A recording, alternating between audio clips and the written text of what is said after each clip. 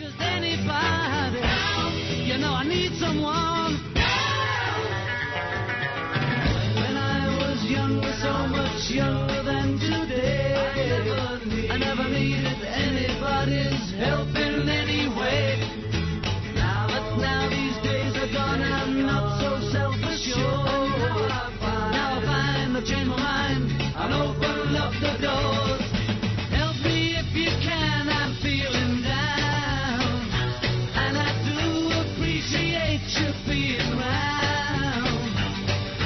Help me get my feet back on the ground. Won't you please help me? This is Jim Fetzer, your host on The Raw Deal, right here on Revolution Radio, Studio B, this 30th day of April, 2025. Joined today for a fearsome threesome edition with Russ Winter and Joaquin Agopian. We begin with some of the latest developments. We have the fact that no mass deportations are happening under Trump. This is pretty damn disturbing, all things considered. I have callers to my other show on RBN regularly extolling Trump's virtues by bringing about mass deportations. The problem being they're not actually happening. Information Liberation reports it this way. President Trump is not making good on his pledge to conduct mass deportations, according to a new analysis from Scripps News that dug into deportation numbers. Immigration and Customs Enforcement has tried to hide. From Scripps News, numbers show no mass deportation of migrants despite Trump immigration crackdown. A pledge to deport millions of undocumented immigrants helped propel President Donald Trump back to the White House. It's going to be called a Trump mass deportation, Trump said during a campaign rally back on August 12, 2024. We will begin the largest deportation operation in American history. But federal data shows there's not been a significant jump in immigrants deported since Trump took office. Mass deportations have not occurred. The numbers show removals are lagging behind levels even during the Biden administration. Frankly, I was shocked, said Sue Long, co-founder of the nonpartisan Transactional Records Access Clearinghouse, which tracks immigration statistics at Syracuse. Early on, the Trump admin touted the number of daily immigrant arrests, but has never shared detailed deportation figures. Long was able to calculate recent deportation figures using a cumulative number deep inside a spreadsheet ICE is required by law to update for Congress. They're lower, Long said. Their daily average is simply 10% lower. I would be shocked if mass deportations actually were happening, as it'd be one of the first times in my lifetime that the government was actually executing the will of the people. Russ, your thoughts? Might not be that easy to round people up. You know, the illegal backing for these illegals is pretty heavy. I mean, there's a lot of money behind it. There's a lot of people to help them. There's a lot of people to shelter them, keep them out of the way of the law. So that could be a big part of the problem. And it's interesting because I recently read Joseph Goebbels' diaries, and Goebbels in his diaries he was the Gauleiter or mayor of Berlin, and he kept entering in his diary, we're going to get the Jews out of Berlin. We're going to get the Jews out of Berlin. We're going to get the Jews out of Berlin. And just year after year after year went by, and he finally admitted they're almost impossible to get out of Berlin. So, I mean, it could be something like that. They're being sheltered. Joaquin, your thoughts? Well, you know, we got some rather sophisticated methods of tracking people up the yin-yang now, so it's a little bit different with the technology. But, you know, I mean, the reality is all those millions that came in under Biden, they lost track of a lot of them. You know, they went off the map, you know. So Off the grid, I off guess the it's grid. not that easy, but yeah, I mean, this is just one in many of Trump's promises that have been so far not realized, not fulfilled. Yeah, I'm beginning to. He's just a bullshit artist. He's another P.T. Barnum. It's just outrageous again and again and again. Russ, your thoughts? Right. Well, yeah, he is a bullshit artist, definitely. But I think it's good to have. They're off the grid.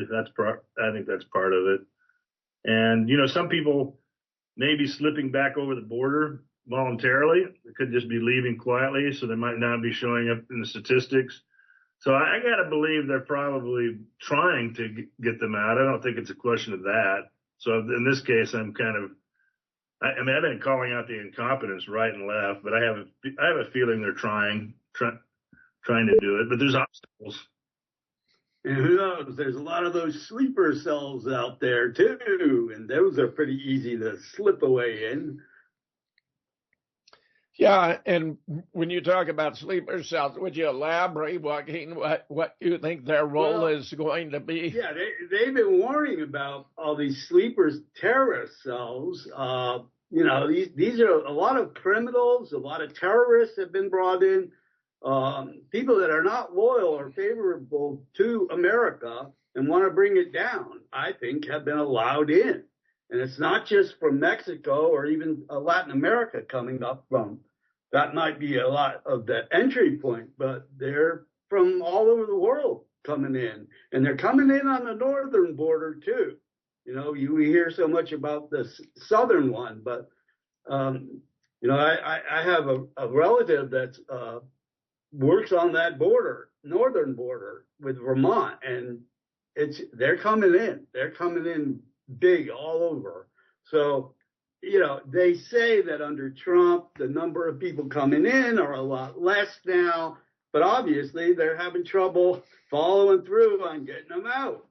Well, Vermont is one of the whitest states in the Union, so, flooding Vermont would make sense if you want to destroy the culture of America state by state, city by city, which they appear to be doing with tremendous success. Ross. They could. I mean, this could be part of the takedown, so they could be falling down on the job. It's possible. I'm just up in the air on this one. I don't know quite how to call it. Joaquin, any further? Well, I just think that Trump on everything that he promised or is committed to doing has not worked. Everything is failing. And then he goes on and says, I'm going to be the Pope. I want to be the Pope. He's just a showman. He's a fool. He's a court jester. That's the role he's playing. And nothing substantial in the right direction is happening. He's a megalomaniac. He said he's the ruler of the world in an interview. Yeah, I got it here. Russ, you're absolutely right. I mean, it's just embarrassingly bad what we get from Trump. We're having, let me find up here, his Atlantic interview. I run the country and the planet. I mean, this is just ridiculous. I run the country and the world, Donald Trump says in an Atlantic interview. Washington. President Donald Trump declared he runs the world as he reflected on what's different during his second White House go around as an interview with the Atlantic magazine. The first time I had two things to do, run the country and survive.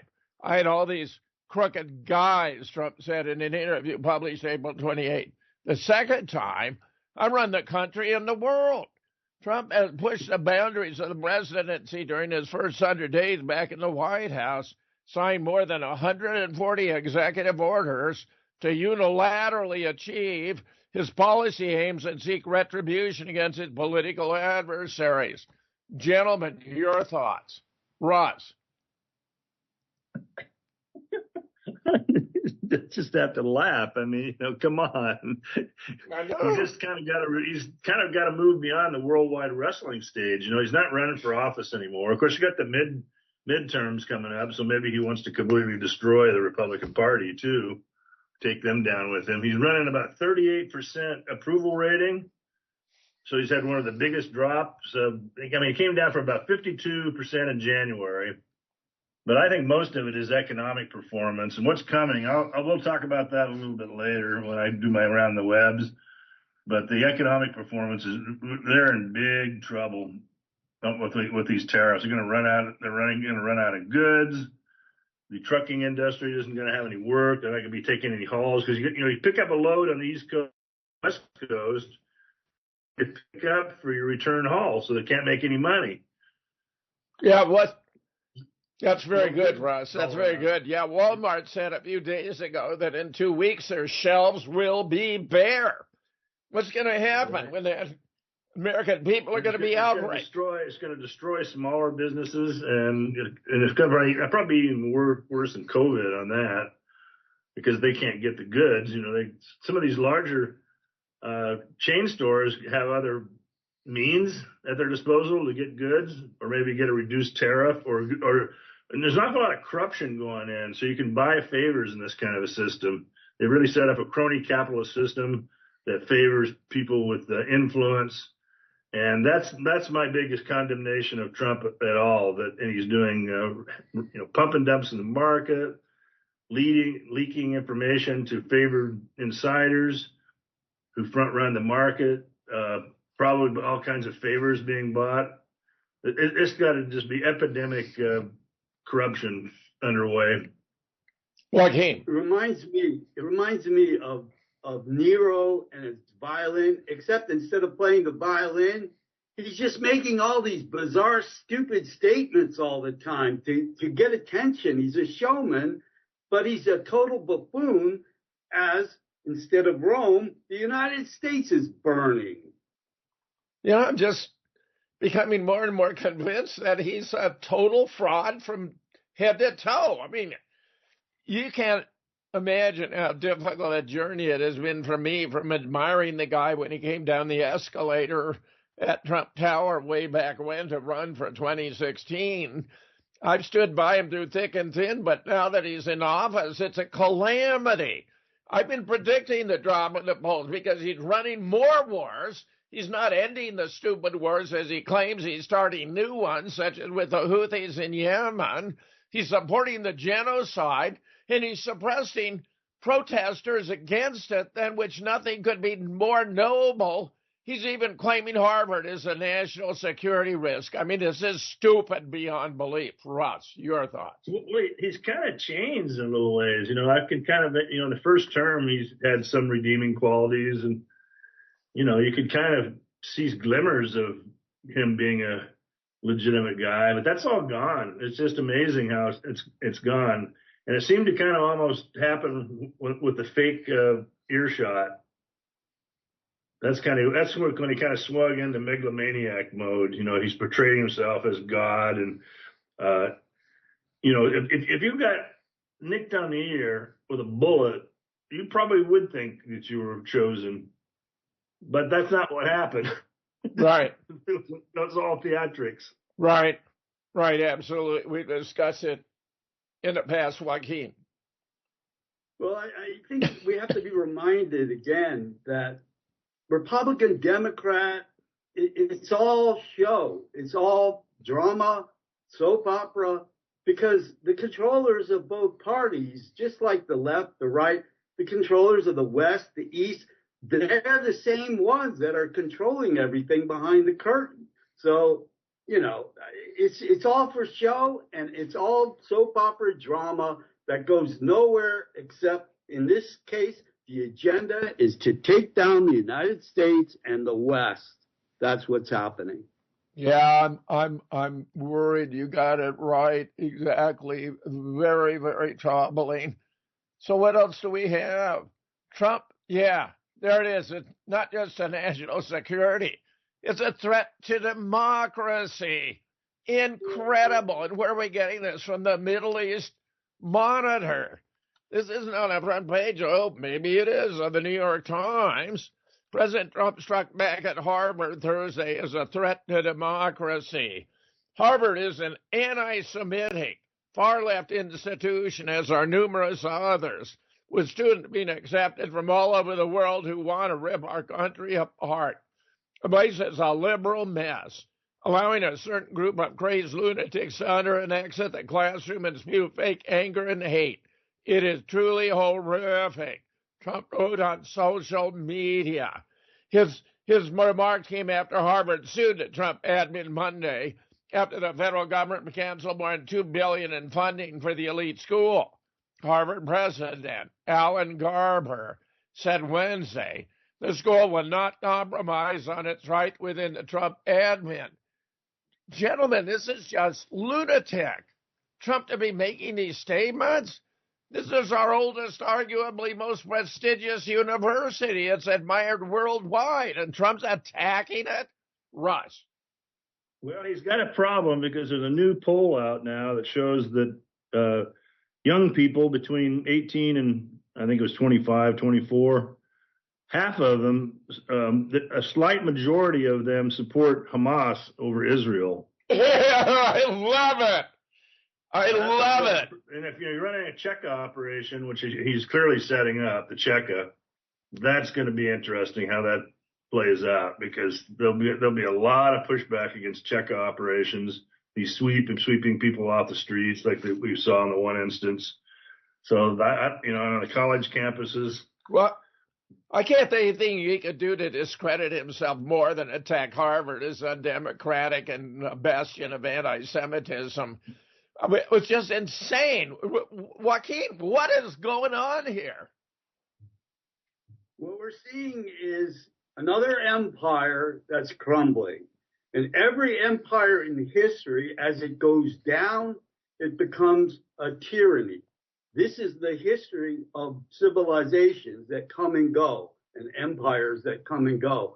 So that's what we're seeing now. We are seeing the grip of tyranny, and free speech is gone.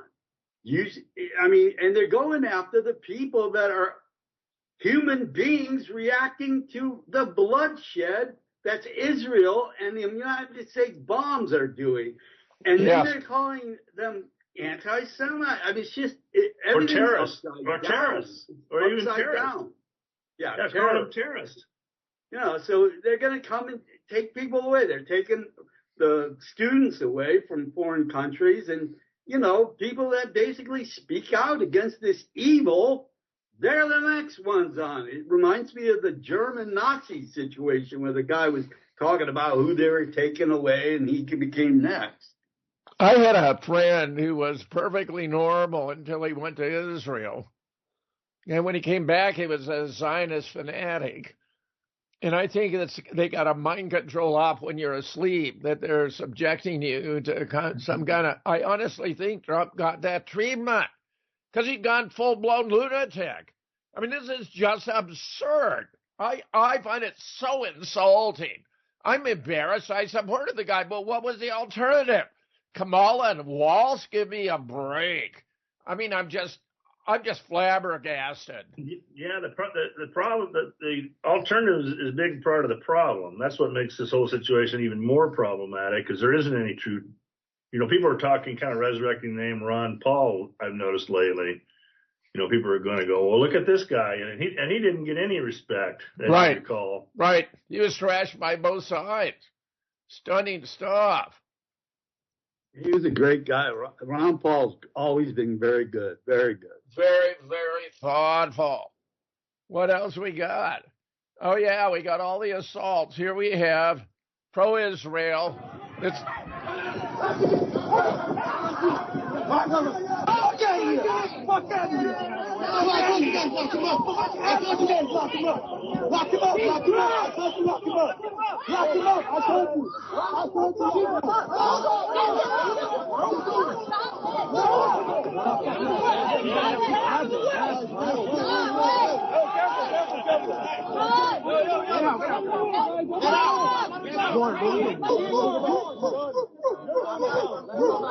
These are the pro-Israel protesters assaulting pro-Palestine protesters in New York. That's what you were seeing here. Here That we ones have. look like they're mostly assaulting. They like to go after women. They're goons. Yes. They're really goons. They look like they're targeting women. Yeah. Here we have at Yale protesting young girls' visit.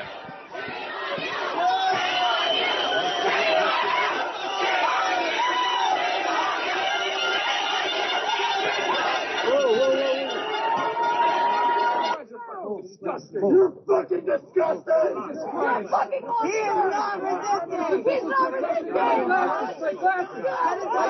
I need my glasses! You're on the ground! You feel good with Tower! Sure, you'll feel good with Tower! Everyone, yeah. Go fuck it! You feel good? You feel good? You feel good about yourself? Petey, take it! Yeah. I got to go back and. Well, that was Ben Gazir, or whatever I his know. name was. I gotta go back. That was kind of I gotta go back and shut it off. Hang on. Oh, dear.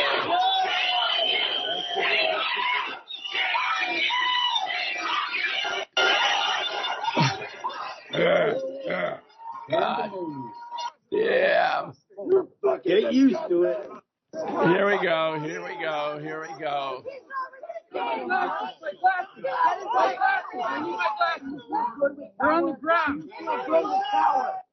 I mean, honestly, I've never been more proud of Yale. Yale, and I have friends there, is really not much of an institution. I've called it a glorified high school. But in this instance, they're actually standing up. I mean, these student protests impressed me very favorably.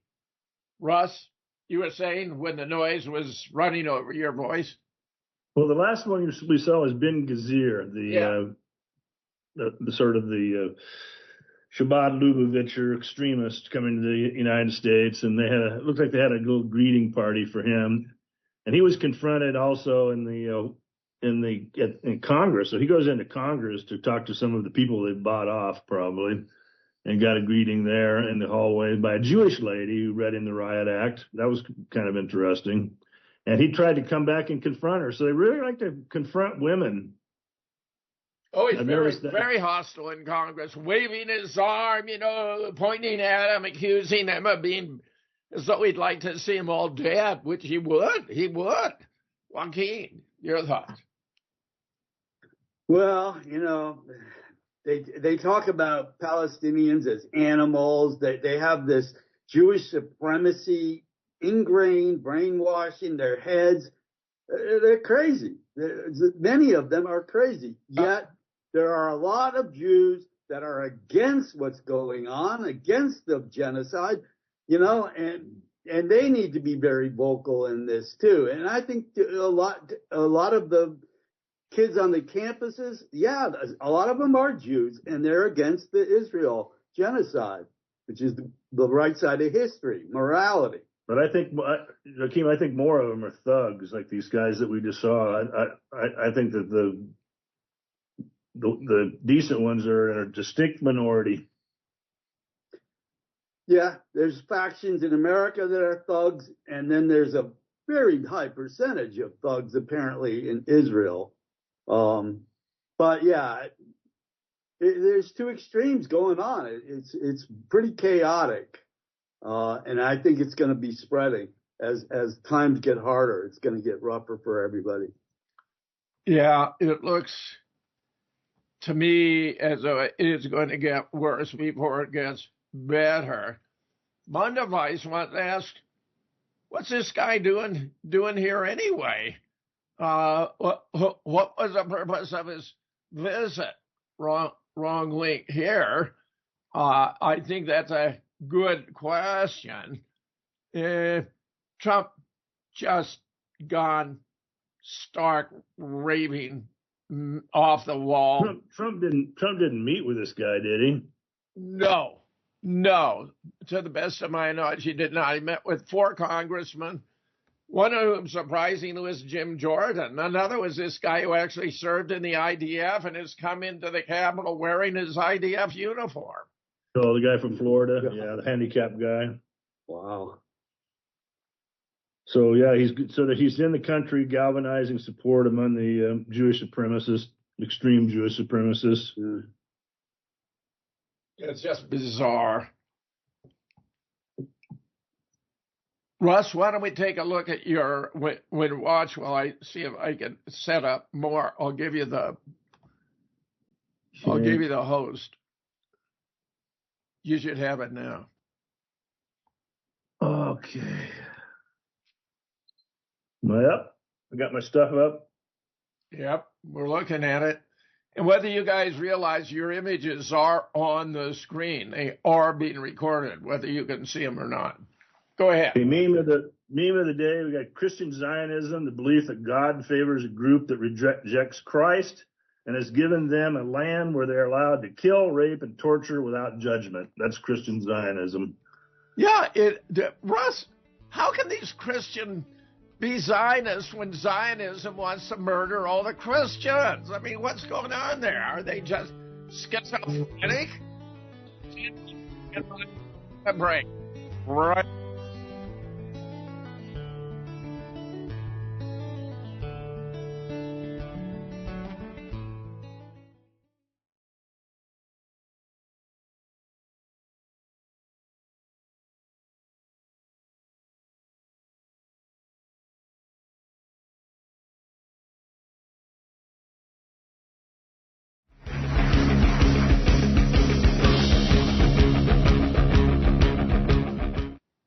Russ, please continue. Yeah. What happened on the... You know, I was going to address this whole thing about Christian Zionism because my brother was really into this stuff at one time, like 20 years back.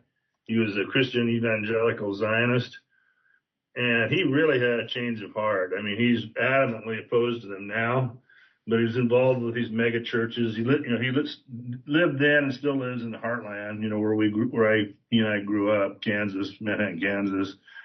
And there's these big mega churches. He says it's almost kind of like Freemasonry.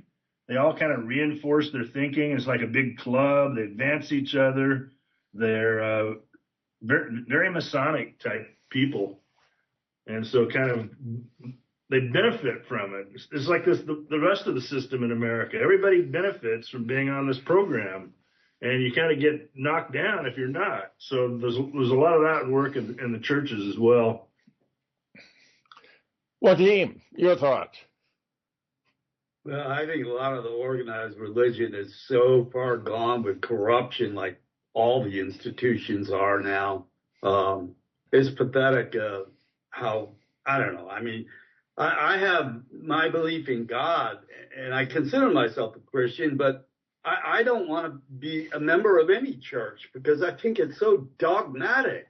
I can't get into any of that stuff. I have my own religion, you know, and, you know, as far as freedom of religion, that's all individual choice anyway, whatever you want to believe in any kind of higher power or not. But yeah, it's pretty sad how all the institutions, the religions are right there, especially obviously the Zionists.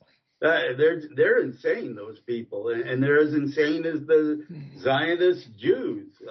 You know, they're on the same page with Armageddon and the coming of the next Messiah and all this crap. It's terrible. You know, if you're a member of these churches, these Zionist churches, there's a lot of social pressure on you. That's what my other thing that my brother talked about. He really filled me in on it. He says it's really bad, but he was hooked on it for a while. Elaborate. I think that social pressure aspect is extremely important. Well, I mean, he just kind of woke up. You know how people wake up sometimes, and woke up like with a start. Like, what the hell's going on here? This is not what I believe. This is capture, and they'll advance you just like the way the rest of the system works in the United States. The Sistema. You know, if you're a good Zionist, you get advanced. If you're against all this stuff, the next thing you know, somebody like Trump comes down and starts shutting your school down. So now it's really going into overdrive, the brainwashing and the social pressure. It's almost like a cult, you know, like Scientology, you know. I mean, it's very dogmatic. And if you happen to have your own opinion, you know, you're totally shunned. Exactly. That's what my brother described. Okay, next story is massive Iberian Peninsula blackout. Yeah, tell us about And that. the story is that Spain hit their first weekday back on April 16th of 100% renewable power on their national grid. So Spain's grid ran entirely on renewable energy for the first time, wind, solar, and hydro, meeting all peninsular electric demand during a weekend. But all of a sudden, they got a little surge in their power need, and the renewables isn't enough. They don't have the backup. So we get this incompetent, woke type planning that goes on in different places. And it appears that Europe in general was just seconds away from a continent-wide blackout. The grid frequency across continental Europe plunged to 49.85 hertz, just a hair above the red line collapse threshold. But Spain and Portugal and parts of southern France faced a blackout. Over-reliance on renewables behind catastrophic blackouts in Spain. So this was any of this had to do with the stand that Spain has taken against Israel and the genocide? There's some rumors of that effect. I wouldn't completely rule it out. But here's people getting off a train. Well, the train's not. They're just on the side of the track. Here's queues to withdraw money from ATMs. You will have no power and you will like it. Well, just think of the catastrophe, the effects. I mean, hospitals too, although many of them have backup generators, maybe they were spared catastrophe. But, in the midst of an operation, all the electricity goes out. You can't see what you're doing. Patients die. Respirators don't work. The consequences are just staggering. And what do we got here?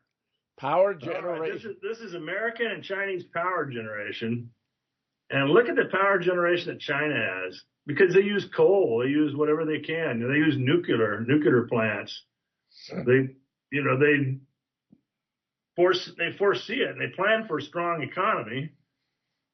And the United States is just flatline on electric generation, going back to like 2000, a quarter of a century, no growth in electricity demand. And then you see the chart, total AI demand. And the West is the renewables while they try and block the sun out. It makes no sense at all. But obviously, China has the agenda. Hey, we need to keep things going. So, the renewables are in the back door there. Well, you can see the chart of AI demand in 5 years. It's basically going to consume it's going to need or require all the electricity that the United States produces. What a fascinating observation. I think this over-reliance on AI has been greatly exaggerated, but here's a consideration that never crossed my mind before, namely the power consumption. If they go all AI on so many different industries, businesses, production facilities, it's gonna put us out of business. I mean, what a fantastic find. I love that, Russ. Yeah, and look at even in 3 years, it's going to use up half of what the United States produces. And once again, it's these situations. It takes a while to build these plants, to plan them, do the feasibility, get the fuel, construct them. Nuclear, for example, is probably really what the United States needs. But there's a lead time. So it ain't going to happen. So you're going to see increasing situations like you saw in Spain and Portugal, start to hit the United States big time. And, unless the whole AI story just completely evaporates, that's the other possibility. Joaquin, your thoughts? Well, they are moving towards the silicon-based world rather than carbon, the zero carbon. The West is, they got it all wrong because they're being told by their higher-ups to do this, to basically destroy the West because, all the energy sources are going to dry up because they push too much on the green movement, the green energy, all of this. It's not good. And, the climate change, all this bullshit, it's all brainwash. And it's destruction for the West. Whereas China, Russia, it doesn't matter to them. They're not even part of all that, because they basically have been given the green light by Rockefeller in the 70s, sent his errand boy Kissinger over there. They had this plan for the East to upend the Western power a long time ago. And here it is. It's in our face every day. Wow. Next story is Big Brain Trump, the Grinch that stole Christmas. Yeah. Impact of tariffs on the toy industry. 96% of American toy companies are small, mid-sized businesses. 50% of them say they will soon go out of business due to current U.S. tariff policies. Because they can't get their products from China, for example, or the cost has gone astronomical. Yeah, also Asia, too. So you got are delaying orders, almost all of them, you can see that, are canceling orders, like about 2/3 of them. Will go out of business within weeks or months, about half of them. Unbelievable. Yeah, the supply chain shutdown, it's going to be off the charts. Empty shelves very soon.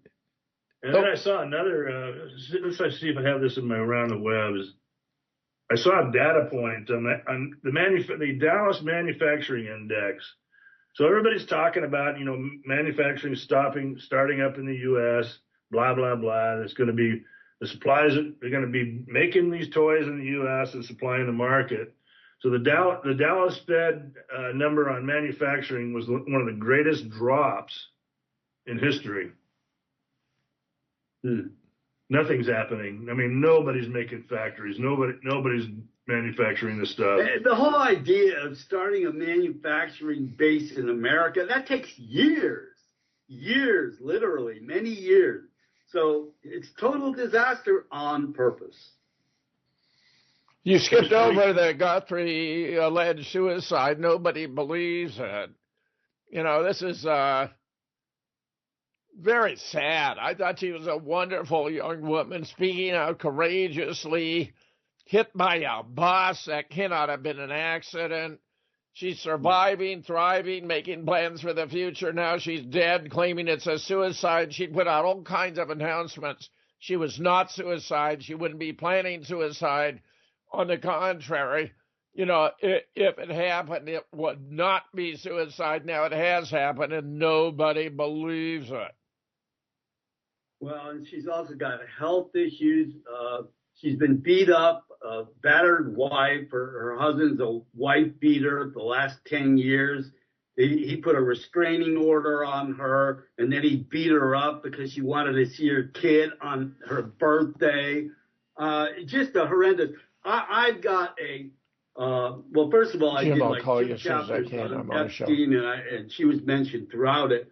And I'm rewriting and coming up with probably a 3-part article series on her. Oh, good. And the legacy and how she died, and so many questions, so many. Even her lawyer is saying, no, this is foul play, and a lot of people are thinking that. I've been working on that for the last 5 days. That's why I haven't put out an article recently. Wow. But I'm working on a big one. It'll be a 3-part series. Joaquin, I'm very pleased to hear that. This is just a gross abuse. I mean, to murder her because she was a witness. I mean, it happens a lot. She was, out of all the victims of Epstein and Maxwell, she was the most prominent, the most public, the most championing the cause for anti-child sexual abuse like nobody else.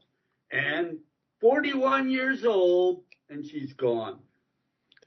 I'm astonished how she married the wrong guy. How the hell did that happen? A wife beater? Well, damn. Yeah, he rescued her, right? Out of Thailand? Yeah. She was in Thailand getting trained as an official masseuse, supposedly, Ghislaine Center there. and he was, Robert Gilpray was in Thailand. They met there, and then he actually did allow her to come back with him to Australia. So she did escape the slavery, sex slavery, through him. But, like many relationships and marriages, they were okay in the beginning. They ended up with 3 kids, 19, 16, and 15 years old now. But in the last 10 years, it's been all bad. And, he's a big part of why she's dead. Wow. Russ, continue. Okay, next story is 42% of mortgage refinance applications are being denied. That's the highest in 12 years. So the money, the easy money, the credit creation machine is completely ground down. And now you're kind of seeing that starting to show up in credit card delinquencies. The highest percentage ever of credit card servicing are paying the minimum amount. So there's lots of signs of consumer stress because they can't, the house's piggy bank is being cut off. They're using the credit cards for food. Right. Let's see if I have a chart on that, so you can kind of relate it to. Yeah. There it is. There's the chart.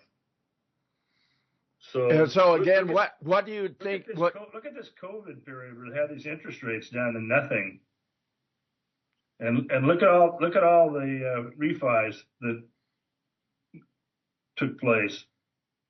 So what do spikes up. So what's going on here, Russ? What's the deal here with all these rejects?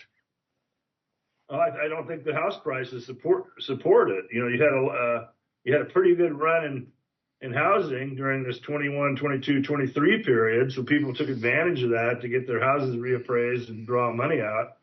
But now that's rolled over, and people are trying to get more refinancing, but the appraisals just aren't coming in. That's probably a lot of it. And plus the credit ratings of people are going down. They don't have good credit anymore to back the refis. It's just business. It's hard to get loans now. It's hard. It's getting very hard. That's a classic sign, classic depressionary sign. Yeah. Undocumented workers aren't coming into work. That might explain kind of maybe why the taking them out of the country isn't going so well, because they're not even bothering to come into work. Because they know ICE may be waiting for them. Yeah, they're going off the grid.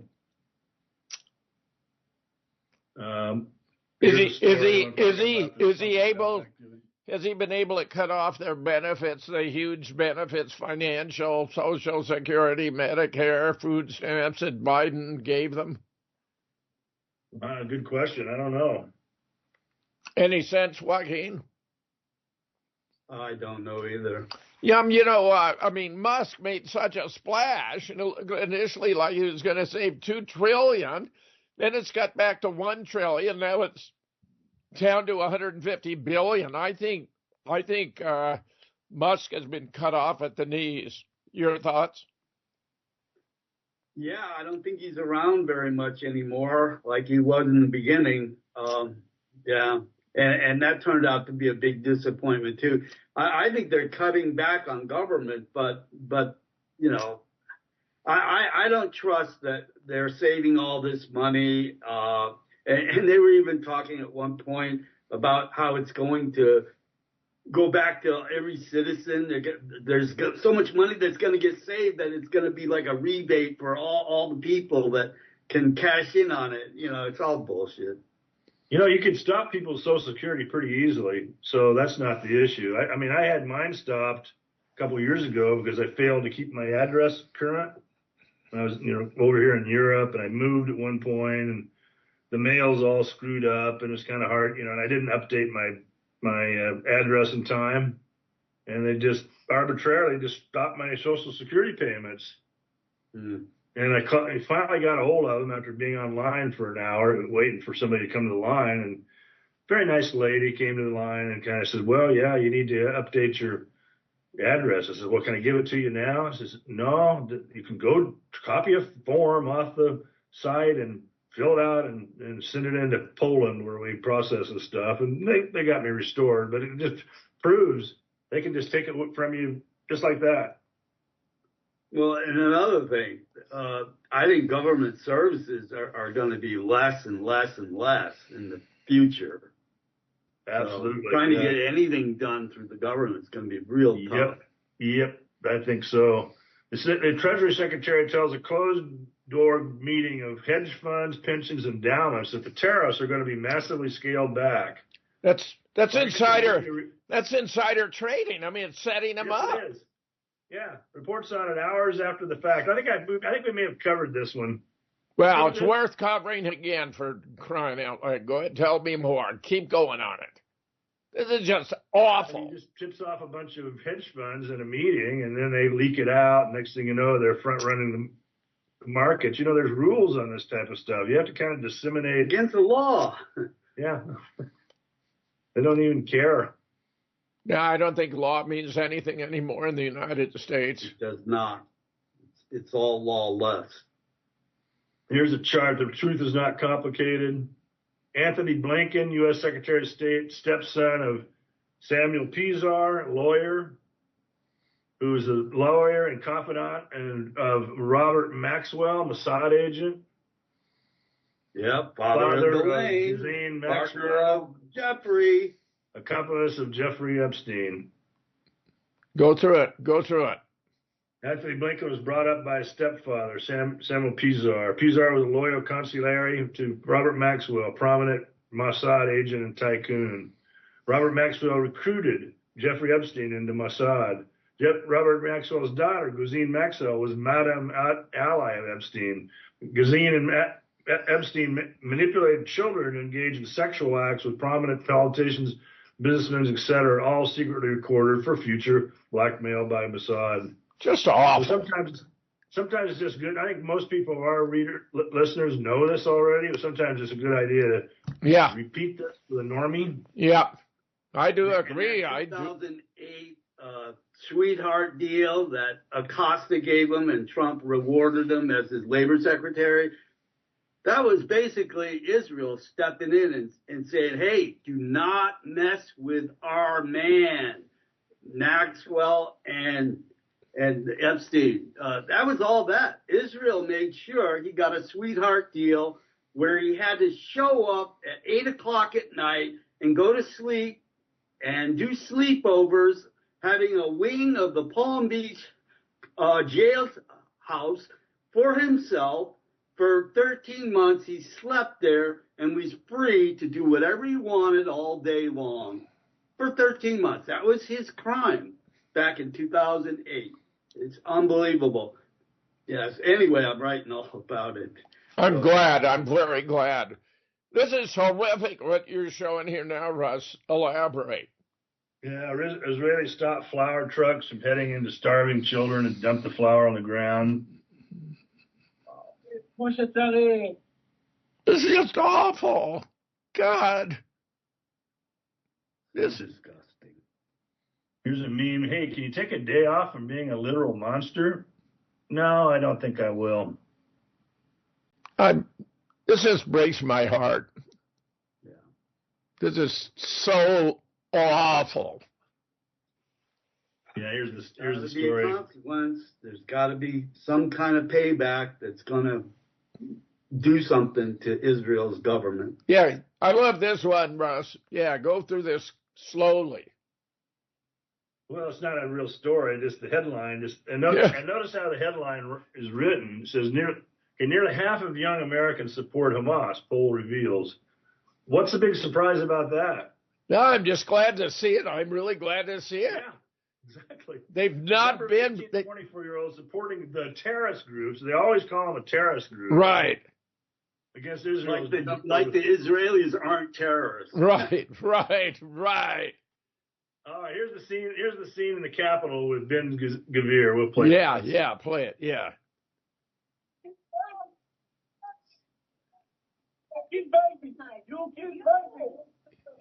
What a nasty guy.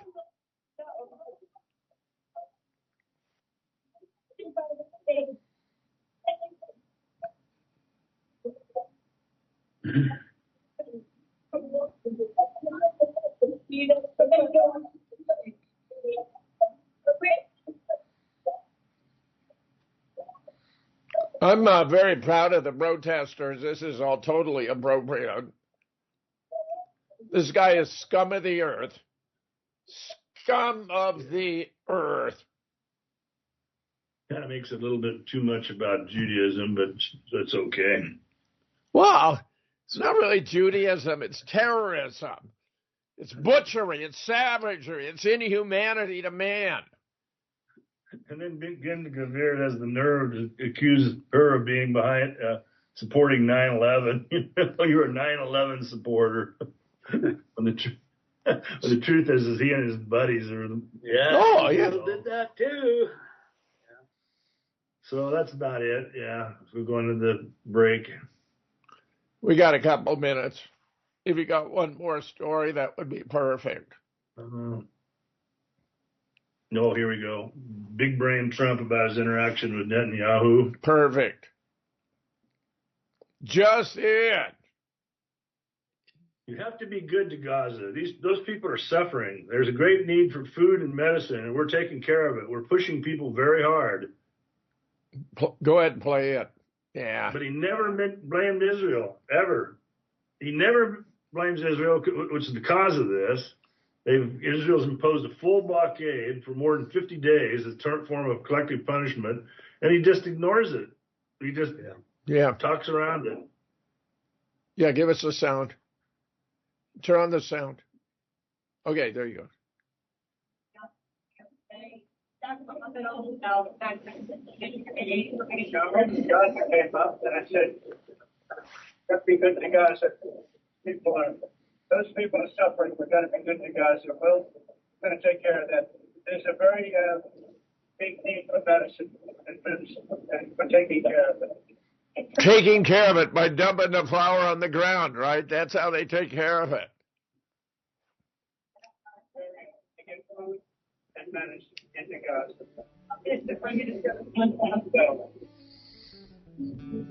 Okay, here we are to the break. Thank you, Russ. Good stuff. Yeah.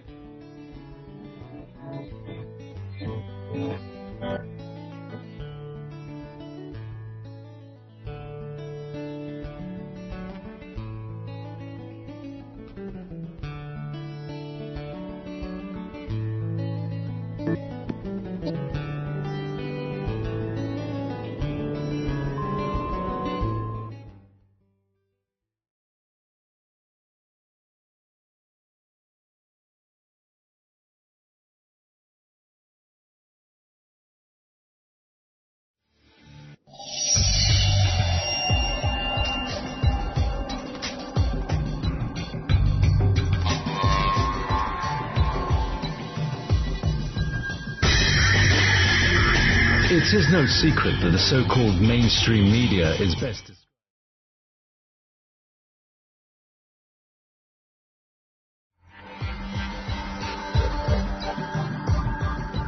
The opinions expressed on this radio station, its programs, and its website by the hosts, guests, and call-in listeners or chatters are solely the opinions of the original source who expressed them. They do not necessarily represent the opinions of Revolution Radio and FreedomSlips.com, its staff, or affiliates. You're listening to Revolution Radio, FreedomSlips.com, 100% listener-supported radio, and now we return you to your host.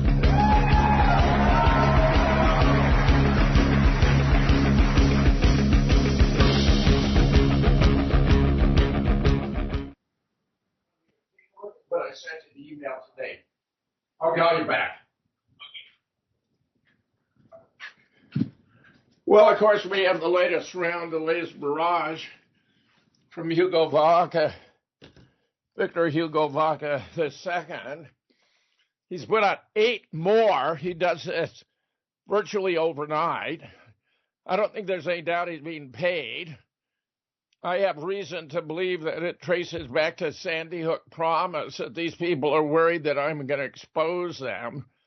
And I think it originated from an invitation I had from a member of the school district in Los Angeles, the second largest in the United States, to explain why their partnership with Sandy Hook Promise was fraudulent and not a good idea, that the fraud continues, and they're still raking in $1 million a month. So Victor Hugo is employing a PSYOP. Perhaps, Joaquin, you can identify it more precisely. It's clearly criminal harassment.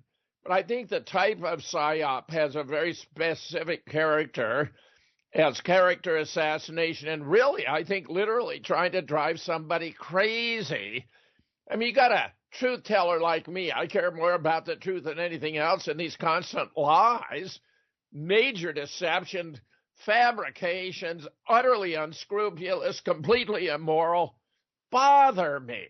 I mean, he claims, when I call him out for stolen valor and get him to admit that he left Annapolis at the end of his first year. He was a plebe. The first year there is used to sort out those who are fit to become officers from those who are not. He clearly was not. He was never commissioned as an ensign, never served on active duty. So when he has these give, send, go donation sites, they claim he's a veteran. It's just a blatant lie, outrageous. It's a scam. And even after I notify Give, Send, Go, he's still up there. Even when we mirage, BitChute, and Rumble of these offenses, they're still up there, and they're growing. I mean, it must be 300 by now, conservative estimate. What was peculiar during the debate, how he asked, tried to turn it on me, could I prove I was in the Marine Corps? And I just happened to have the slide set I'd set up for the debate because I knew I was going to have to be very aggressive, that he'd try to talk over me. So I was going to be very aggressive and adopt a rope-a-dope strategy and get him to make these admissions, which he did make.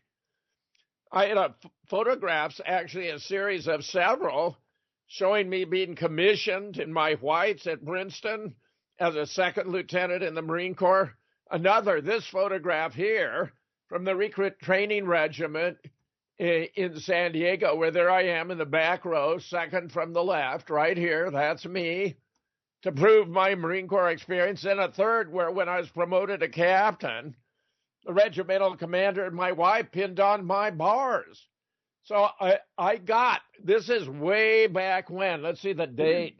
Go ahead. They've been running these ops for a while, haven't they? This is like 2019. Somebody gave you a $50,000 challenge, some kind of an op, to prove that you served in the Marine Corps. This is an old article. That's right. Pulled it up. Now, if I'd only... They run ops on you all the time, don't they, Jim? Russ, and they're getting more and more vicious. I mean, the lack of scruples, the dishonesty, the corruption here is mind-boggling. Joaquin, you're so good about psychological diagnosis. I am convinced he is being paid, and I have every reason to believe it's because of the Sandy Hook Promise. Because here's the deal. I started to explain. A woman who's a teacher in the Los Angeles School District wanted me to give presentations where they have these board meetings as to why it was inadvisable for them to be supporting Sandy Hook Promise, with whom they're already partnered, because it's a scam. Sandy Hook was a fraud. It was a FEMA drill presented as mass murder, and they're still ripping off the public to the tune of $1 million a month. So, wow. Yeah, we got two. Wow. She arranged for me to.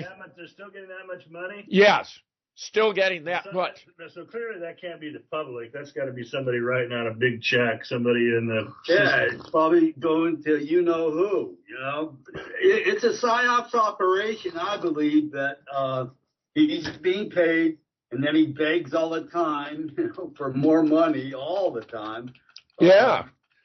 Well, here's the one. Important journalism. Call that journalism? It's total defamation of character and slander. Yeah. And here's where I was commissioned, at Princeton in my whites as a second lieutenant. Then you already saw me as a first lieutenant at the Recruit Training Regiment. Here are my my wife, my first wife, and the commanding officer pinning my bars on when I was promoted. Hey, Jim, do you still have your uniform around? I do, Russ, and I was going to pull it out, but listen, it's under a heavy trunk. It's under a heavy trunk. Yeah. And if I lifted up that heavy trunk, it might do damage because, I had a heart attack like 2 years ago. So what I pulled out instead is all my rank. See, cool. Yeah, you can get uniforms, at St. Vinny or whatnot, but these are my Marine Corps insignia, including my captain's bars. Now, that's not something you can find at used whatever, a cheap cut rate. So I thought I'd bring these out as an alternative. But we've got some service medals. We've got some captain's bars. We got the captain bars there. You see, I qualified as an expert that year with a rifle. Probably your uniform has ribbons on it, right? Well, I didn't get a lot of ribbons. There were routine stuff because you're in the Vietnam era. But here, what I also had, and I wish I'd thought about it at the time that I'd already gone through this song and dance, because I have my DD-214 right here. I published it online. So there it is. This is my proof of military service. Your DD-214 is much more elaborate than the one Victor cock up. His didn't look legit to me, just had Russ. Like a smear, and right. It had the letters DD-214. It wasn't anything as detailed as that. I mean, right. It's detailed. It has what kind of it kind of goes through your service record, all kinds of That's stuff. right. A concise summary. I mean, of course, you got a big, thick service record with all your fitness reports and everything else. But then here, too, here's my discharge, my honorable discharge from the Marine Corps. I'd like to see that from Victor. You have something like that, Victor? I don't think so. Well, he claimed to. He had some little tiny thing was hard to read. And, of course, he was claiming he had a piece of paper with DD-214 on it. Right. You may have gotten a DD-214. Let me clarify this a little bit, because I asked ChatGPT about all this. Let's clarify this a little bit. There's some confusion. Go ahead.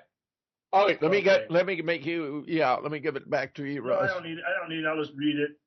Okay, ChatGPT.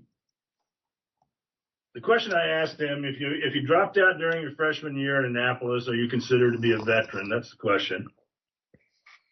ChatGPT: midshipmen aren't typical active duty service members in the way enlisted sailors or commissioned officers are. They are in training pipeline that has its own structure and expectations. They don't have the same duty or deployment responsibility as other active duty personnel. So overall, yes, midshipmen at the Naval Academy are considered active duty military members, but in a special trainee capacity. Are they veterans? No. Midshipmen at the U.S. Navy Academy are not considered veterans under U.S. law just by virtue of attending the academy or receiving an honorable discharge. So there it is, right there. You could get an honorable discharge, but that doesn't make you a veteran. So he's confusing. You're not a veteran until you graduate from the academy. And actually serve on active duty. You got to serve on active duty to be a veteran. So somebody went to the academy and then dropped out or was discharged before commissioning, not a veteran. So the DD-214 thing's being conflated a little bit and confused. He may very well have received one, but it doesn't have anything to do with the question at hand. He's not a veteran. No, I mean, it's a deliberate deception and defrauding. So I've notified Give, Send, Go, but it's still up there. They still have these two donation websites beginning with veteran. I mean, it's just outrageous. And I just don't get it. In BitChute and Rumble, do they have no integrity whatsoever? They've already had 100 complaints from you, me, Susan, Russ. It's just astounding to me. They're not even conforming to their own rules. Yeah, they may be subjected to a very large damage lawsuit. The trouble being it takes, a good while to get these in place, get them into court, but I absolutely will with you. They're damaging people's reputation. They're playing a role in doing that. Oh, yeah, and violating personal information, and it's all it's actually sadistic. What he's doing is cruel and sadistic. It's a form of criminal harassment. I was trying to figure out. The latest one is he's got this guy named Juxtaposition, some weird old man that they've dug up some video on talking about you. So like I say, you've been subjected to ops throughout the years. So they dug something out of the bowels of the internet where this guy says that because you're from Pasadena, you were born in Pasadena, and therefore that's like a hotbed of COINTEL, and therefore you're COINTEL. You see that one? No, I was born in Pasadena in 1940. Was it a hotbed of COINTEL in 1940? What did you do, move when you were 4 years old? How long did you live there? I lived in Pasadena. Well, I was born in Pasadena. My parents were living in Altadena when they split. And I wound up, I was like 4.5. Then when I lived in La Habra Heights for about 6 years. Then my mother took her life when I was 11 and went back to South Pasadena, lived with my father and stepmother. So I'd been living with my mother and stepmother in La Habra, and then went back to South Pass, graduated from South Pasadena High School, matriculated at Princeton. So you're Southern California. Okay, you grew up in Southern California. Yeah. Okay. Yeah. I lived in Pasadena for 12 years myself. Yeah, that's great, Joaquin. I mean, it was when I was growing up in Southern California, it was wonderful. It was not overpopulated. You had the oceans, you had the desert, you had the mountains. It was glorious. I'm so glad I left California. Yeah. Oh, Now terrible. Now it's become a calamity. It's become a I don't know how to describe it. Well, somehow your origins from Pasadena makes you a logical COINTEL. It's really stupid stuff. It really is stupid. It's just like it's innuendo. You just kind of throw it up there, and then you look at it. It's just clickbait all the time. And you look at it and you go, "What the hell? What is this supposed to mean?" There's another one. Where do they dig these guys up? Where do they get this? Where do they even dig a guy like Juxtaposition up? Where do they even come from? Who puts them up to say this type of stuff? I don't know. It's crazy. Have you ever heard of him before? It's divide and rule. You know, they want to pit one truth person against another, and that's what his agenda is to divide the truth community.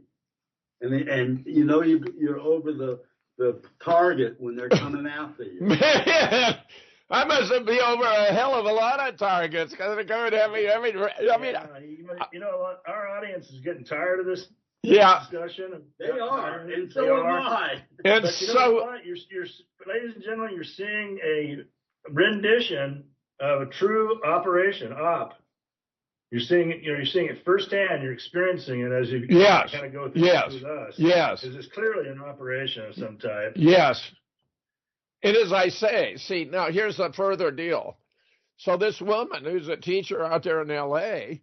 has been very persistent. She's writing to the superintendent repeatedly. She's probably written to him 20 times about getting me on the schedule to give a 4-minute outline, not just the 2, but 4.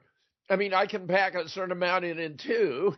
I mean, but 4 is so much better. So I gave them the complete outline. I timed it out what I do in 4. I believe what he did was to reach out to Sandhuik Promise and say, look, here's what Dr. Fetzer wants to say. What's your response? And I think that clued him off. That they had to massively trash my character so nobody's going to believe anything I say, no matter what I say, no matter what I say. God bless. So, I mean, I think that's the explanation. And now he's putting out 8. Now he's putting out 8 a day, 8 a day, Russ. God. He's got his viewer count is down to probably like 300 for each one of these things he puts up. And I'd say he has the highest sock puppet ratio to viewer ratio on the internet. Yeah, just for those who don't understand. Every 300 views, he's got 7 or 8 sock puppets in the background making. That's right. And just for those who may not understand sock puppets, these are fake accounts Victor Hugo created that he manipulates himself to congratulate himself on his videos, pretending they're coming from independent sources. Those are his sock puppets. And most of the comments complimenting are all coming from his sock puppets. It's really a disgrace. But I like... And then he deletes the great criticism of him. Well, yeah, after the great Yes. debate, let me just chime in here. After the great debate, where you guys shouted over each other for an hour, the comment section is just full of just, I would call it just total derision of Victor Hugo Kaka. They just everybody was just throwing shit at him. And so that's just showing up in our comment section abundantly, and in our show, on our follow-up show, just a lot of negative Victor comments, including people that kind of liked him before and kind of switched gears. And so then you go over to his site, on his conversation, he allowed a few criticisms through so that he could condemn them and kind of mockery. But the story is being reported back on the other channels covering this thing is just constant banning, where he deletes, bans, deletes. So that's the other aspect of this. Early on, I looked at one of these attacks, and it had the number 16 for comments was there, but only 4 were showing. And that's because he deleted the other 12. So he leaves the ones that are favorable and he deletes all the others. I mean, how grotesque. And the guy claiming to be, a journalist committed to truth, exposing truth. Whoever's paying him that needs to get their money back. They're not getting their money's worth. Yeah, I'm just at a loss as to how to deal with it. I mean, I've had the suggestion, Justin. He's done. I don't think you have to he's deal with him. People are getting bored with this bullshit. I'm bored with it.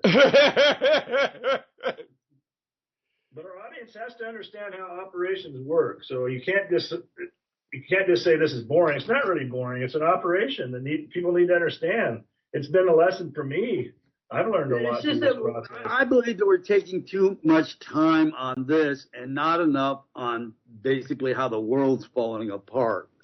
Well, today I wanted to address it, but I spent the first hour with you guys on the other stories and only this last 30 minutes on this. But I think Russ is right that everyone has to understand what's going on.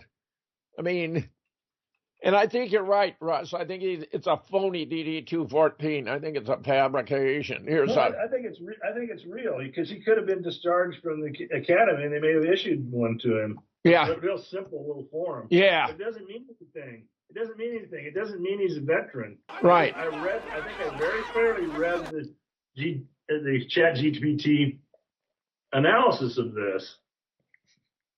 You can leave the academy with a honorable discharge, but it does not give you veteran status, and that's what he's claiming. Right. Yeah, you're 100% correct. 100% correct. It could be a phony, but I mean, on the other hand, it could be real, but it doesn't really matter. It's irrelevant. Yeah, because he's not a veteran in any case. No. But he's also claiming that he was at the naval station in Rhode Island before he went into the academy. Now this is new. He's just concocted this because that would cover his butt from a stolen valor charge. If he said, because if say he served a year as an enlisted man and then went into the academy, that gets him off the hook. But I don't believe him. I would like to see proof of that. Yeah, agreed. I think he's worried. He's scrambling because, that's why he's trying to turn the stolen valor charge on me. He has massive projection, and there's several analyses suggesting he may be closet homosexual. He's wanting to claim all of us are somehow gay when he's the one who's doing these drawings of 4-foot long penises. It's just grotesque. It's grotesque. And you go back to 2008 and the New Times in Miami was saying this is one of the strangest residents of our community, a naval officer turned gonzo journalist. But he's a good op because he has the gift of just nonstop insults. He can just sit there for hours on end. Yes. Sound like a psychopath. Yes. Or sociopath that he is, and just insult. And for their purposes, that's a good guy to have. But he's kind of run out of steam, and they need to They need to put him out to pasture. They shouldn't be paying this guy anymore. Joaquin, your thoughts? Yeah, the park bench is waiting for him. The park bench. Well, if he had...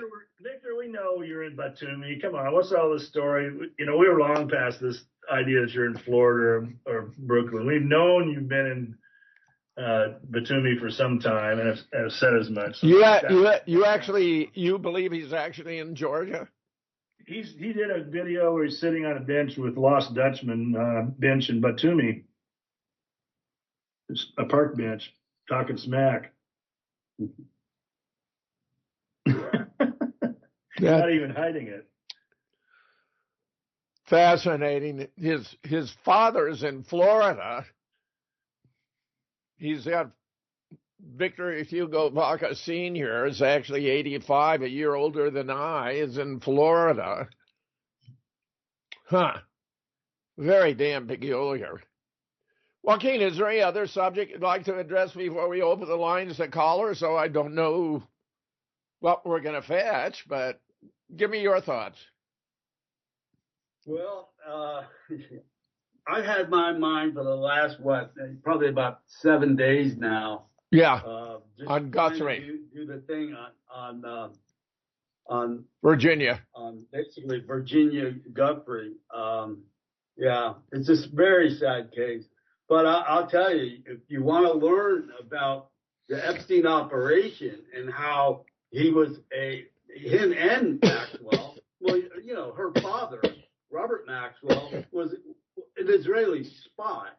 And he got them together back in the early 1980s. They always say they got together in the 90s for 10 years. No, they were together in the early 80s, and they were brought together by Robert Maxwell. And one of the Israeli intelligence, Menashe, he actually came out and said it. He said that Robert brought them together, and they've been doing their blackmail operation for Israel for many years.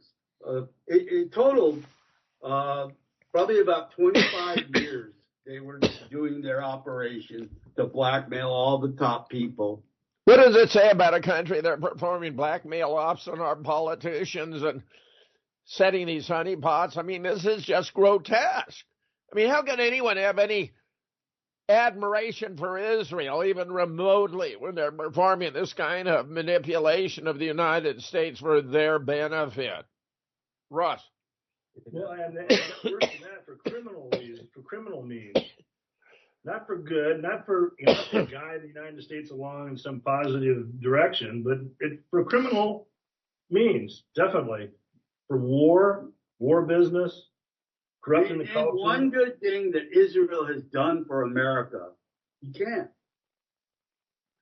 Yeah, if they're getting the job done for the country, and they're great stewards of the country, I would not have that big of an objection. But that's not what's happened at all. Not expected. Completely the opposite. It's exploitation, manipulation. Yes. You know, using religious beliefs to take advantage of that. We spent billions of dollars to Israel all through the years. It's just atrocious, and that the American population is really suffering. Yet all this money is gone and still is going. Yes. Trump is not going to let up on the weapons and the bombs and the money. It's still going to be a big expenditure. We'll be taking your calls. The number 608-957-727.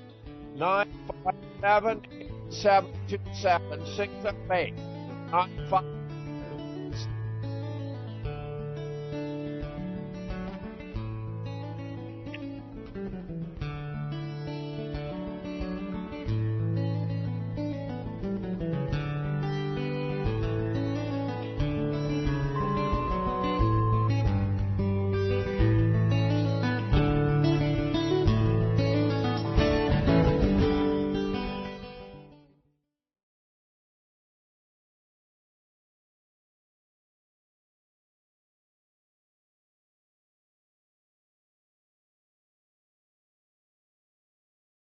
.com, 100% listener-supported radio, and now we return you to your host.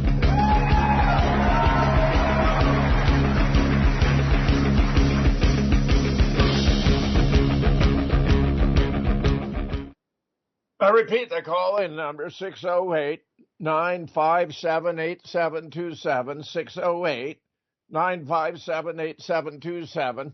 There's a period there when I went full screen, and if you called and I didn't answer, call again.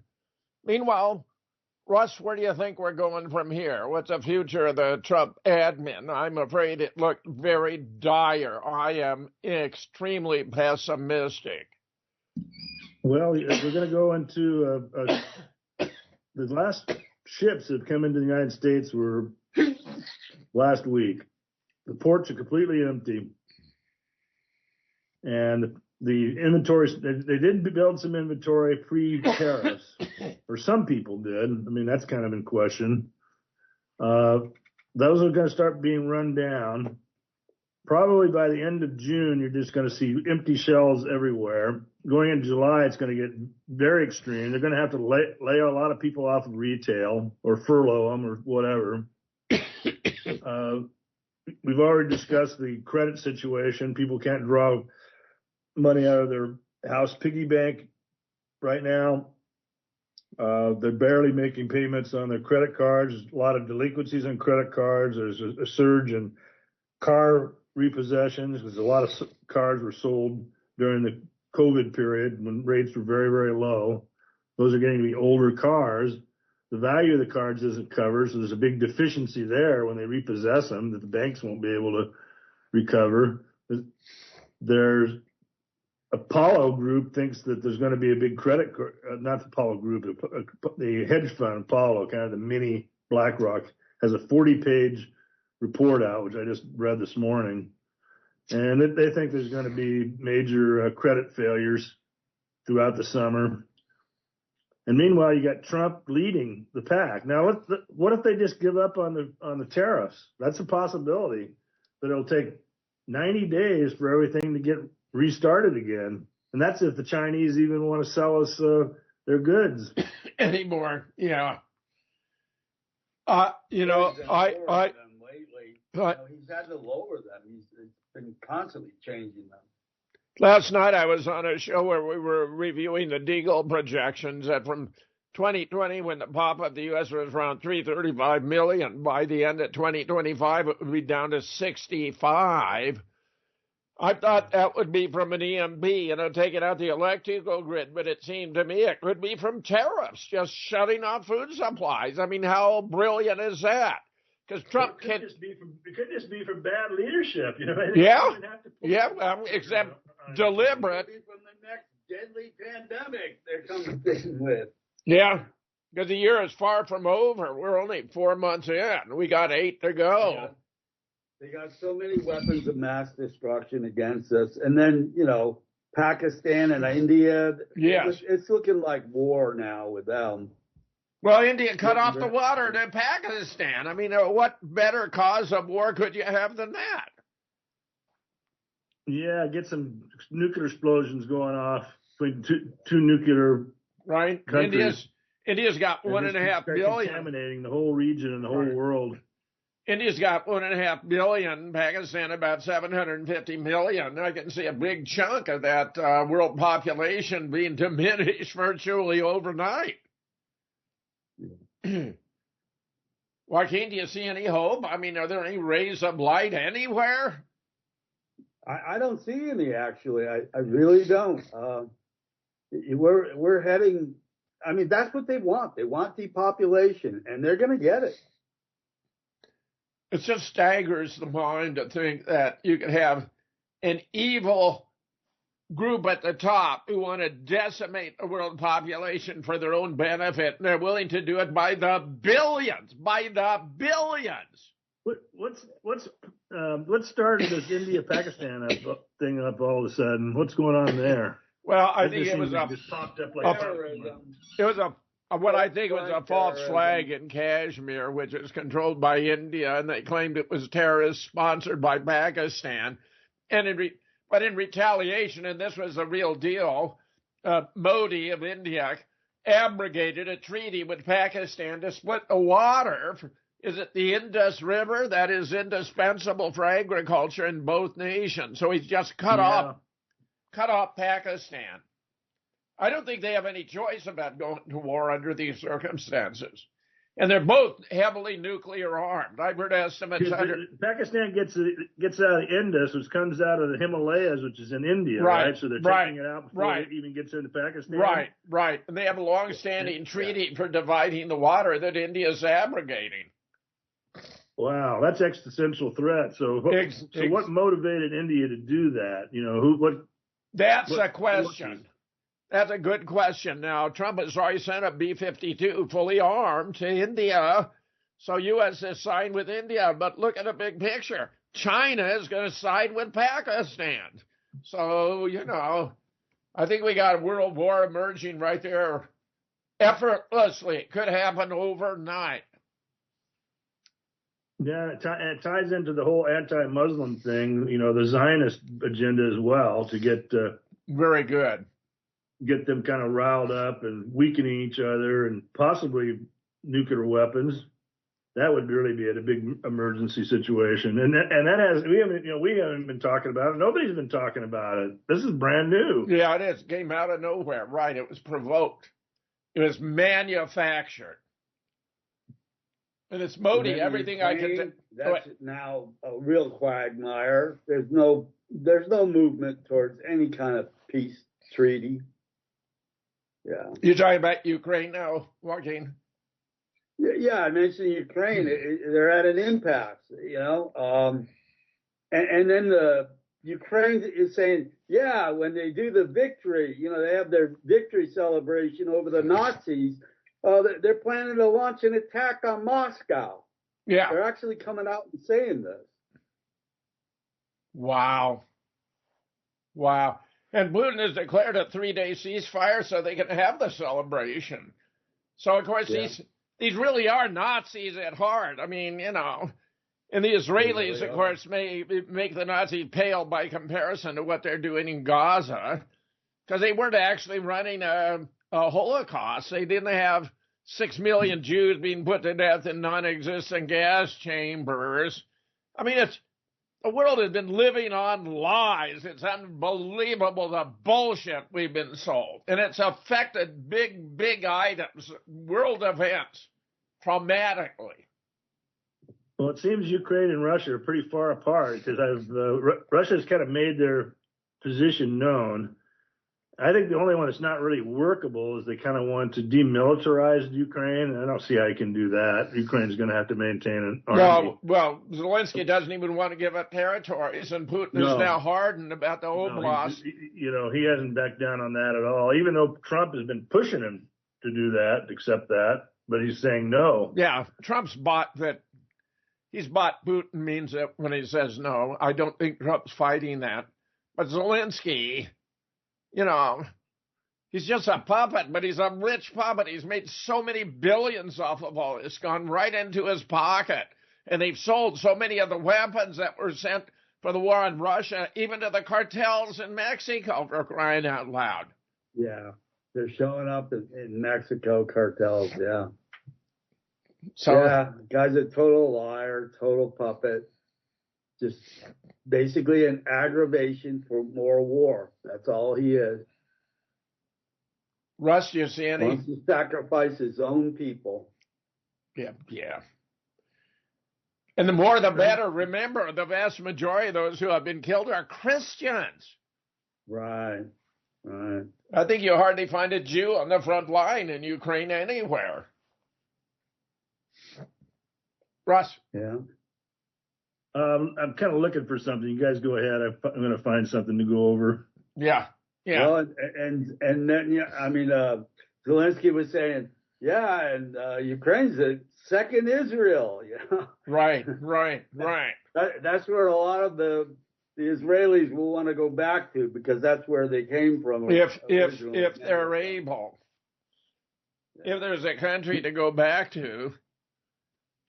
Putin may be against his will, have to take the whole bloody shebang, may have to take all of Ukraine, but the western part, it's just going to be such a problem to maintain law and order.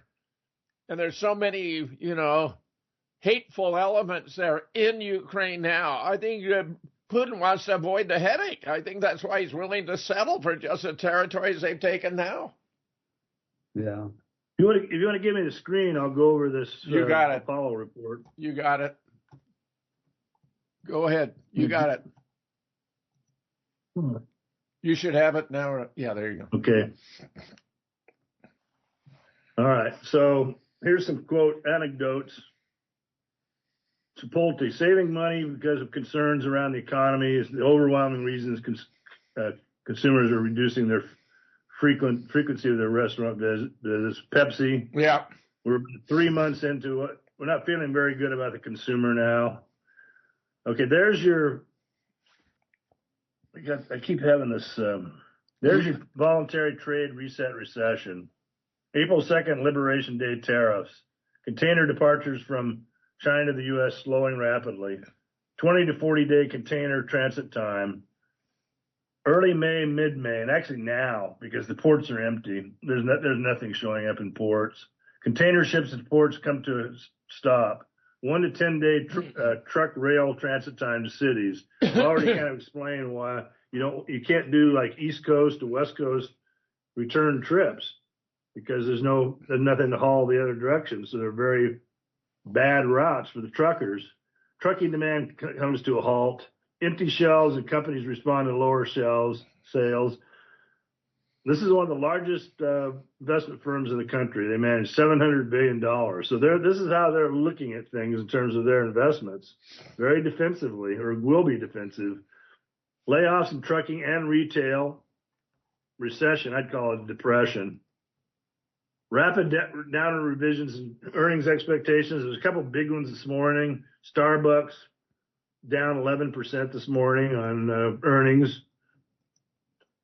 Everybody's downgrading earnings just over and over and over again.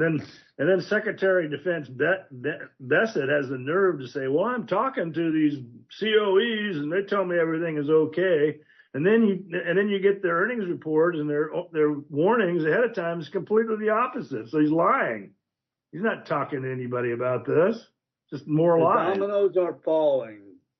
We're seeing it, and it's just causing one thing after the next. Chain reaction. So I think what they were hoping for is a big CapEx surge. We're going to be building manufacturing and gearing up in the United States. It'll happen really rapidly. They'll fulfill the market. Ain't happening. Not happening at all. In fact, they're falling. There's the downward revision chart. Like 50% of the firms. Look at that. You have to go back to COVID, yeah. Downward revisions of earnings. New orders collapsing. Off to the right. Yeah. Manufacturing survey, new orders. I mentioned Dallas. Actually, Philadelphia is even worse. Wow. I think that's just an indication there's nothing going on in terms of new orders or manufacturing. It's just completely dried up. I think go ahead. There's your corporate CapEx spending plans dropping in all the Fed surveys. And this is actually somewhat old data. So wait till the next one comes in. This is a little bit lagging. It's still looking really bad. The GDP was announced this morning for the first quarter. While this tariff stuff was still kind of in flux. The economy actually contracted. Wow. No growth in the economy and GDP. Wow. Meanwhile, you have prices going up. This is the worst of circumstances. So it's not just a depressionary conditions. It's actually inflationary depressionary conditions with the prices rising because they don't have goods. They don't have the parts. They don't have the. We're going to see hyperinflation, I believe, by the end of the year. Yeah, if they start printing money to cover for all this stuff, then you'll get a big dollar collapse. The dollar has been really weak. It's terrible here in Europe. I've lost 10% of my purchasing power in the last month. We're witnessing the fall of America right now. Inventories, right? Okay, the inventories rose before the tariffs took effect, so now that will be worked off fairly rapidly. So they have a little bit of a cushion, probably into June, but the movement of goods is going to be completely stopping now. That's happening right now.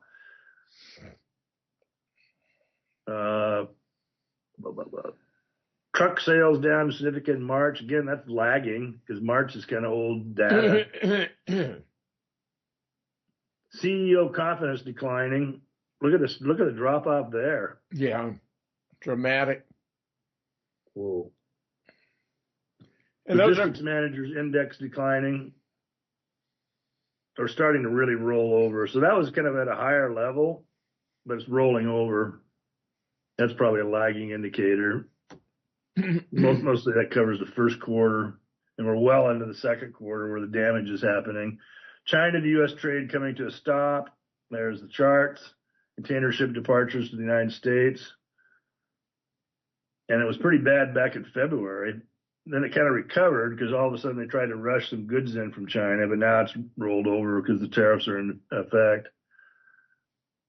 At least China's hurting too. China's hurting pretty bad right now too. The factories, the workers are not even working now.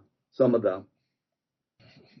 Go back Consumer to sentiment declining across all income groups. You know, usually when you get into some of this stuff, it's the lower echelon that starts declining. But the people with greater incomes are going down just as much as the lower income people. That's about the lowest sentiment on this chart. God, yeah, it's the lowest. This chart goes all the way back to 1990. Look how low it is. The elimination of the middle class. And this is lagging. This is lagging data. This is really bad. All the way back to 1990, lagging data. We're down here to the 50 level on this index. Consumers very worried about losing their jobs.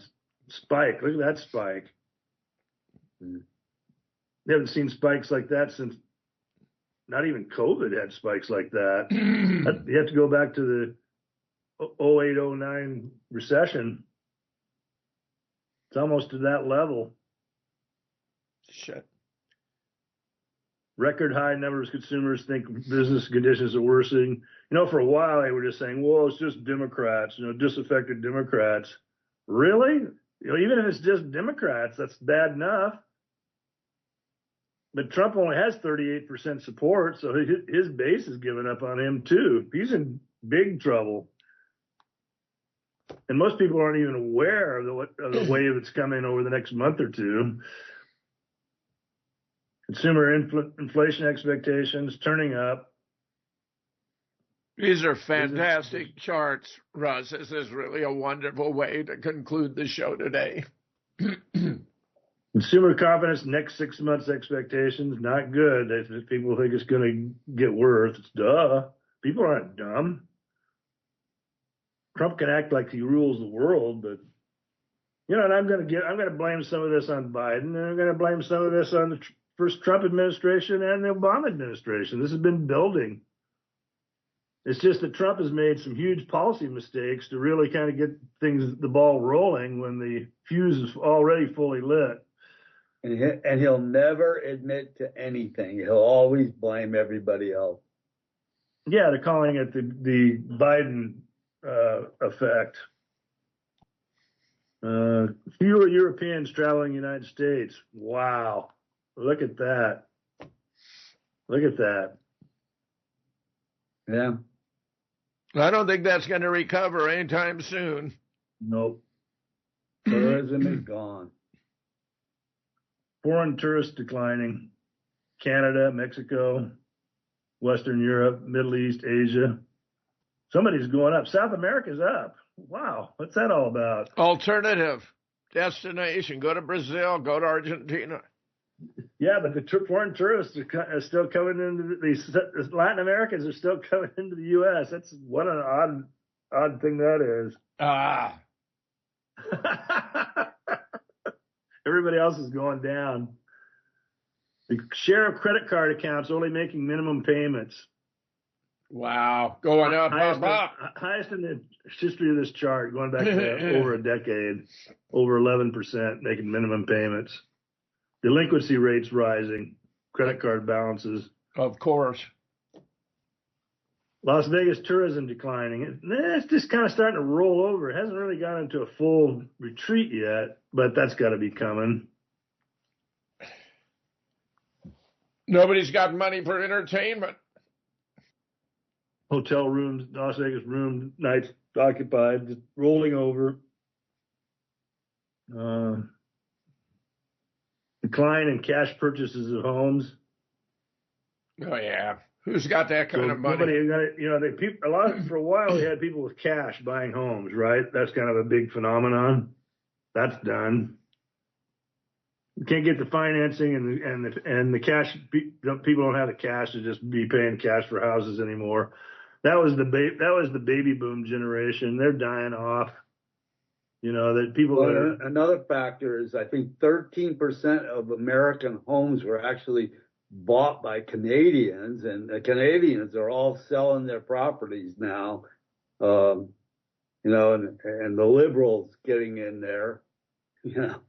Mark Carney. Conclusion: trade wars, stagflation shock.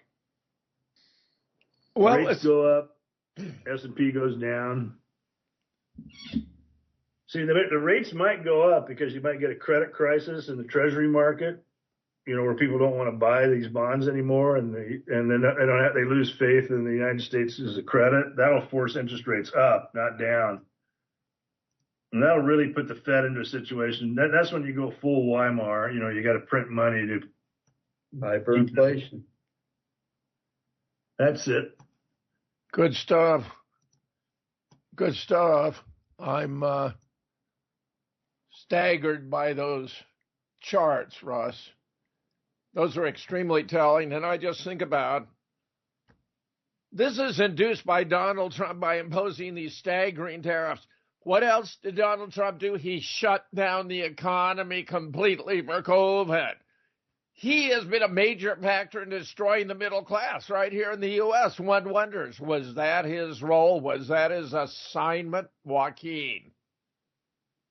I've been calling him the battering ram. He's been the installed battering ram. He knows everything he does polarizes people. That we're going to have some kind of civil war. They're going to declare a national emergency, martial law. It's all coming. Everything is going down, going bad. I don't see anything positive. Tell me how you see the Civil War emerging. I mean, what are the sides? It's not going to be Democrats or Republicans. It's not going to be rich, poor. How are the sides going to align? I think as people find it harder to feed their families, they're going to be out there and becoming violent. Yeah. There's going to be a lot more violence coming down. A lot of looting. Grocery stores are going to be ransacked. All kinds of. Oh, yeah. And they're already doing that. I mean, California, they just have these, they call them, I forgot what the name they call it, but they suddenly announce, hey, let's go raid. And then a whole mob shows up. And it overwhelms all the workers. They can't stop them. Right. Police don't even respond anymore in some of the cities. Right. It's just crazy now. Russ, how do you see the sides aligning in a coming civil war, which I'm sorry to say looks increasingly likely? Well, I think the big distraction is going to be turning the Cheka loose on the anti-Semites. That's going to be a big distraction because that kind of feeds into the war in the Middle East. And that's really any critic of Israel is going to be declared non grata. And they'll make it any critic of Trump, too. They'll just lump that all in there as terrorists. So you're going to have lots of Muslim terrorists, lots of people internally in the United States that don't like how, the Zog America is being run. They'll be targeted. But then it would probably just be general, kind of what Joaquin is describing, just a general malaise and uprising of discontented people. Well, thank you, gentlemen, for a very sobering report today on a fearsome threesome. Everyone out there, spend as much time as you can with your family, your friends, or people you love and care about. We don't know how much time we have left, and as you can see, it's maybe a whole lot less than we would like. Thanks, George. Walk.